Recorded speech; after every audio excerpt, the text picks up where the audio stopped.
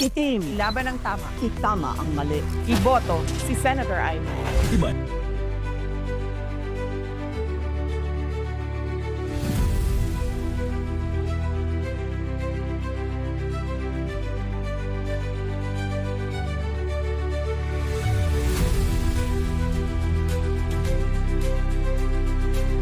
It's a clear reputation of failure of the Marcos administration. What does the palace have?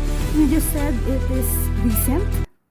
Yesterday, Oh, ang akala ay 2022 campaign ads to.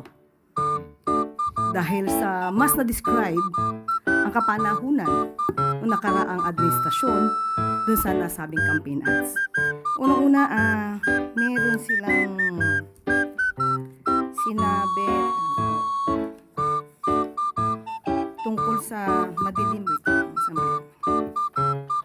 Ayun. Itim ngayon ang kulay ng bansa